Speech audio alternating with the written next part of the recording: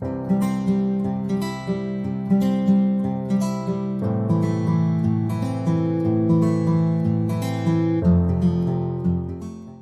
morning, everyone. I know last week was Thanksgiving, and I hope everyone had a wonderful Thanksgiving. This week is getting back to business, work, careers, uh, whatever part of life that you were prior to the. I know for some of us it slightly paused during last week, but once again, it's always important to be centered back to the focus on God, regardless of whether it's Thanksgiving, whether it's Christmas, regardless of whether our business is doing well or not. And last week we mentioned briefly about this whole idea about walking in the Spirit, which is something that's not done naturally, right? Because you're not born into that. So it is something that has to be developed, this focus on God. And so I know that for myself and for those of you guys listening live or on the recording, that this is an opportunity for you guys to get centered and realign your focus on the things of the kingdom, right? So with that being said, I'm going to continue where I left off last week, which is walking in the Spirit, right? Which is the key to the freedom of flesh, key to freedom from the spirit of sin and death and from the flesh and the law. But just to give a quick recap, last week we were talking about as long as you live in the flesh, you need the law, right? God gave the law as almost like this guiding book to protect, right? Because if there wasn't a law, like people just are going to do whatever, and the law is like, hey, listen, like this is good and this is bad. And if you stay in this domain called bad, then you are disconnected and there are consequences for that. Because the flesh, right, because it's in a fallen state, all it knows by, natural conditioning is to sin. It doesn't know anything else. Love is not its natural condition. It is to go and be selfish. And so why is that important is because what we as Christians tend to discover as, from when we're born again and we live out the Christian life is that we tend to, in Galatians, it talks about the works of the flesh. And so Christians find themselves trying to stomp out individual works of the flesh. And it is never a successful endeavor, right? You deal with one thing, something else pops up. And some try to reconcile that by saying, well, that's just the way life is. That's just how the Christian life is meant to be lived. It's supposed to be on this defense mode. It's supposed to be a life in which you are constantly having to be on guard. It's true, right? The devil's he's roaming around like a lion seeking whom he may devour. All that is true, but the Christian life is not meant to be constantly lived from a state of conflict. And anyone that's telling you that is simply because they've never tried power steering. For some of us, we know what it's like to drive a car with power steering and what it's like to drive a vehicle that does not have power steering. It's completely different. Taking a small turn feels absolutely easy when it's power steering, but if there isn't, it feels like, oh, wow, this is going to require a lot of effort. And so when someone's walking in the Spirit, it's the equivalent of having powered steering when you're driving. And for someone that's walking in the flesh, trying to do right, trying to make the right turn, no pun intended, it's like there isn't any power steering. And so there's a struggle. And so the fruit of the Spirit, and I know last week I mentioned we haven't gotten into this slide yet, and I'll try to keep it brief and straight to the point. But the works of the flesh, are manifested in the lust of the flesh, the lust of the eyes, and the pride of life, and which come from walking in the flesh. But the fruit of the Spirit, right? They exist in spiritual, relational, and personal, and they come from the fact of walking in the Spirit. I've give the analogy that I gave last week.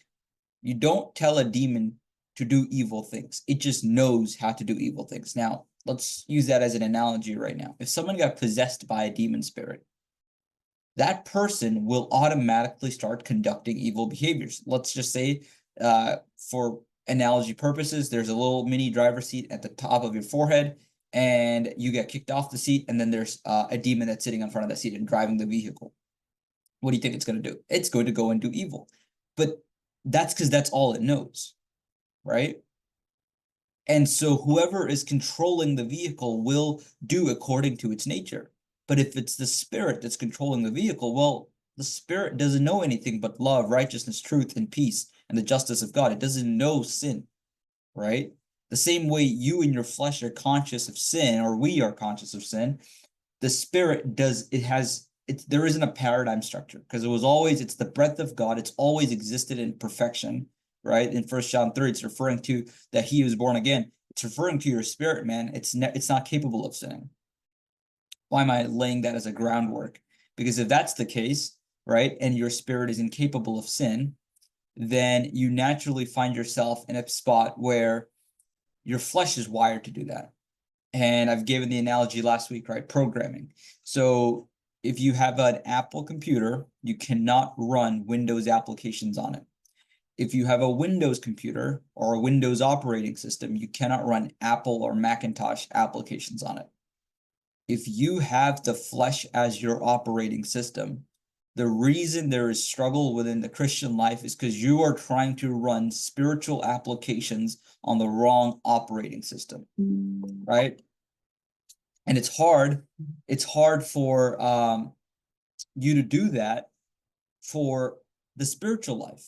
If it's spirit operating system, it's very hard to run fleshly applications on it. It doesn't know how to, right? Notice how it's so easy to sin when you're in the flesh, and it's so hard to sin when you're in the spirit. Some people say, I don't know what happened. I just stopped sinning. It's like, well, psychologically, there is this thing where they're not aware of what shifted, right? So they can't, excuse me, let me just mute this. So they're not able to identify what happened that caused them to not desire sin anymore. I've heard it so many times, testimonies. I don't know, I just became born again and I just stopped liking alcohol, or I just stopped just doing a certain habit or behavior. But they can't seem to identify what caused that. Well, simply put, their operating system got uninstalled and reinstalled with something completely different. And this new operating system doesn't have a desire for those things.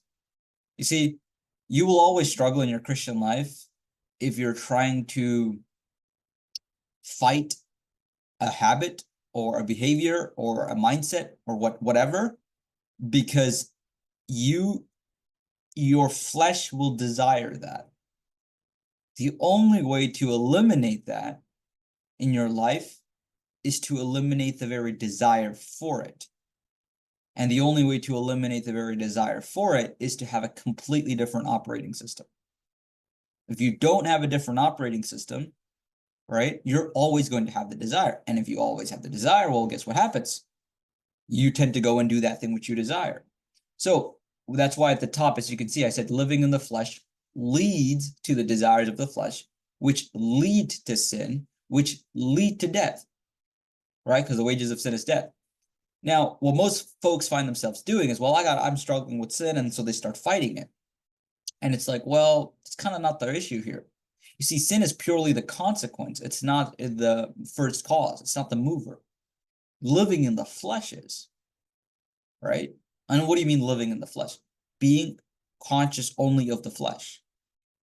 Being conscious of, let's say, your career, let's say, of your food, your clothing, all the things that are of the world. And it's not to categorize that. Food, clothing, none of that's a career. None of it is wrong or sinful, right? But only being conscious of that. Not being aware that you are a spirit that has a soul that lives in a body. But if you reverse it and say, I am a body that has a soul and might have a spirit somewhere out there, you're going to live in the flesh, and you're going to activate or engage the desires of the flesh. And when it's engaged long enough, it gives birth to sin. When sin is born, it will produce death, right? But when you live in the spirit, right, which is it, most of us have lived in the flesh majority of our lives, so we kind of know what it is. But living in the spirit is the equivalent of that, but you are spirit conscious. You're aware of the kingdom. You're aware of the voice of God. You're aware of the leading of the spirit. Well, what happens when you do that for long enough or engage that for long enough, well, you start to develop something called the desires of the Spirit, which begin to produce the fruit of the Spirit. And the fruit of the Spirit leads to eternal life. So I asked the question, why do you sin? Well, James 1:15, you sin because you are enticed by the desires of the flesh.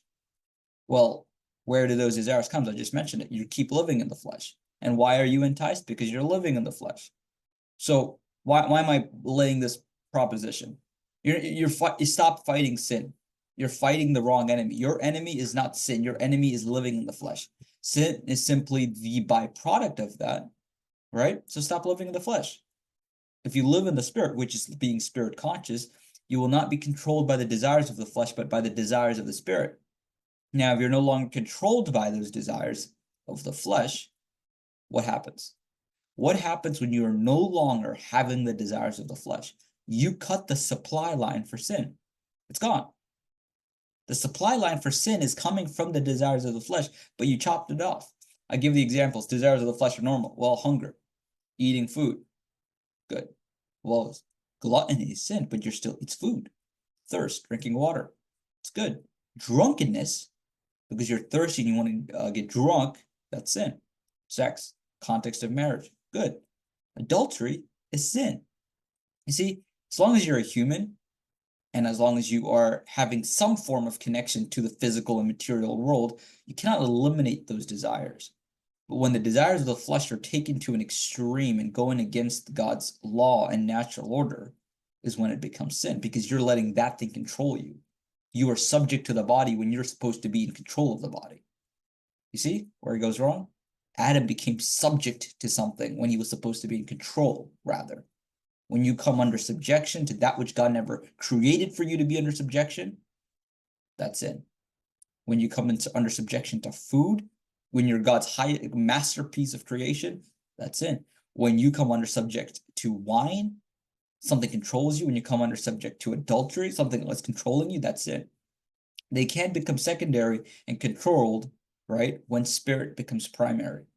However, right, when you put spirit as a secondary mover, and your those desires of the flesh become primary, and so when that's all you've known are the desires of the flesh, and they're the primary driver of your life, you're going to naturally be enslaved by those desires.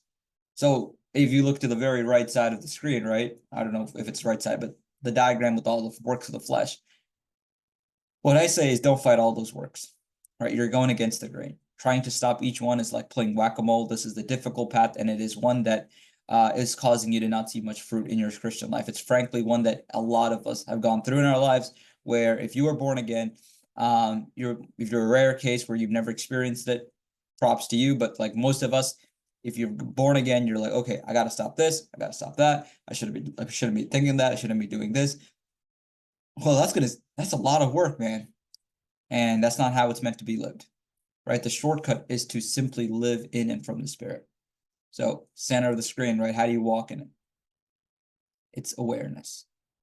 Pure answer is awareness. You are not a body. You are a spirit. You have a soul and you live in a body. See, awareness that your spirit is connected with God and is one with Him. If you lose sight of that, you will always struggle. But then when you follow that awareness up with intimacy, which is over time, this allows you to be completely bare of your heart's true desires. When that becomes at the foreground, well, what does that do? God, I'm honest, right? You bring it up to God, His fire will burn it. Well, over time, you begin to develop more desire for Him, which can't be done in your flesh, can only be done in the Spirit. As you develop intimacy with God, right, you are developing a desire for Him that is greater than the desire for the flesh. You maintain that long enough, right, it begins to become the primary mover. It begins to become the thing that controls you. And I always say this, increased proximity, it's a cyclic effect. Increased proximity would lead to increased awareness.